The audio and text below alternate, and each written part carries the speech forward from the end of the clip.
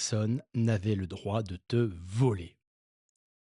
Alors dit comme ça apparaît peut-être une banalité. Mais si vous en faites un point de départ pour une réflexion sur la justice sociale, eh bien ça prend une toute autre forme. C'est d'ailleurs avec Robert Nozick que nous allons être accompagnés pendant ce nouveau podcast, ce nouvel épisode de La tête dans les nuages et les mains dans le cambouis. Alors tu travailles, tu gagnes de l'argent et soudain, l'État arrive. Il te prend une part de ce que tu as gagné. 40, 50%, peu importe. Tout ça pour la donner à quelqu'un d'autre. Tu dis, mais c'est mon argent. J'ai travaillé pour ça. Et l'État répond, c'est pour le bien commun, pour la justice sociale, pour la redistribution des ressources et la solidarité. Robert Nozick pose alors une question qui va tout renverser. Sur quelle base avez-vous le droit de faire cela? Pas théoriquement uniquement, mais réellement, historiquement, comment est-ce juste? Alors, ayons un peu la tête dans les nuages. Qui est Robert Nozick? Robert Nozick est un philosophe libertarien, professeur à Harvard, et il écrit Anarchie, État et Utopie en 1974-1974, soit 3 ans après la théorie de la justice de John Rawls. D'ailleurs, c'est une réponse aux théories égalitaires, libérales égalitaires du moment, notamment celle de John Rawls. Mais ce qui la rend unique, cette théorie de Nozick, c'est que Nozick lui-même ne raisonne pas sur le résultat final. Il raisonne sur comment tu y arrives. Et ça, c'est vrai que c'est un peu révolutionnaire. La plupart des philosophes regardent une distribution et disent c'est juste ou ça ne l'est pas. C'est ce que Nozick appelle une théorie end state. Tu regardes la fin et tu juges. Mais Nozick refuse cela. Il dit peu importe la fin, ce qui compte, c'est comment tu y es arrivé. As-tu violé les droits de quelqu'un? As-tu contraint quelqu'un? Voilà la théorie historique. Et ça change beaucoup de choses. Parce que ça signifie que même si une distribution semble juste, si tu l'as imposée par la coercition, notamment l'impôt forcé comme il le dit, alors cette distribution ne l'est pas. Parce que tu as volé les droits historiques des individus. Et Nozick pousse jusqu'au bout. Prélever les impôts, c'est comme du travail forcé, nous dit-il. Pourquoi? Parce que tu prends le fruit du travail de quelqu'un contre sa volonté. Et tu dis, je vais prendre 40% de ce que tu as gagné. C'est comme si tu forçais quelqu'un, en somme, à travailler 40% de son temps pour l'État. Et pour Nozick, c'est une violation fondamentale de la liberté humaine. Ça n'est pas une politique discutable, c'est une violation de tes droits. Alors mettons un peu les mains dans le cambouis. Et prenons le cas que Nozick prend, vers la page 200, de Will Chamberlain. Will Chamberlain est un basketteur très réputé.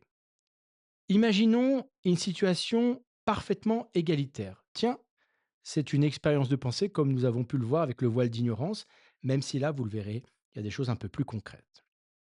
Tout le monde a la même richesse, même argent, même ressources, l'égalité absolue. Maintenant, Will Chamberlain, ce grand basketteur, se présente et dit aux gens, je vais vous faire une proposition, venez me voir jouer, payez 25 cents. Et voilà ce qui se passe. 1000 spectateurs viennent. Chacun paye volontairement. Et Wilt gagne, sur ce match-là en tout cas, 250 $. Imaginons que ça soit, alors qu'il était très populaire, sur 1 million de personnes par an, ça lui ferait un transfert monétaire de 250 000 $. Tout le monde a choisi librement, personne n'a été contraint. Mais maintenant, la distribution a changé.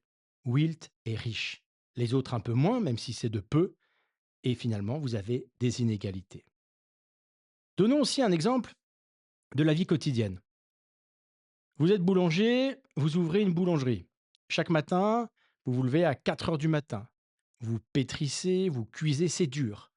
Mais les gens aiment particulièrement votre pain. Ils payent 2 euros pour une baguette, 50 centimes de plus que le boulanger d'à côté, parce qu'ils trouvent le vôtre meilleur. En un an, vous avez 10 000 € de surplus. Vous êtes devenu plus riche que les autres et que votre collègue boulanger d'à côté, et ça crée une inégalité. Mais Nozick, à ce moment-là, pose la même question pour nous que pour Will Chamberlain. Est-ce injuste? Et il répond non. Pourquoi? Parce que chaque client a choisi volontairement votre boulangerie plutôt que celle d'à côté. Il aurait pu aller chez le boulanger, un peu plus loin, ou même ailleurs, mais il a préféré payer plus pour votre pain en particulier. Alors Nodic dit, si vous forcez le boulanger à rendre de l'argent pour égaliser, si vous lui en prélevez une partie, si vous prélevez cet argent en impôts, alors vous violez les droits de tous les clients qui ont choisi volontairement de le payer plus. En somme, vous annulez leur choix. Alors c'est un argument assez puissant et l'exemple de Will Chamberlain, comme du boulanger du coin, montre quelque chose d'assez inévitable. Dans une société libre où les gens peuvent faire des choix, les inégalités risquent et vont émerger. Et elles vont émerger précisément parce que les gens mettent une valeur dans certaines choses et les mettent différemment. Si tu commences égal, mais que des milliers de gens décident volontairement de payer pour quelque chose, tu finis systématiquement inégal. Et Nautique dit, ah, c'est ça la justice. Parce que chaque échange était libre.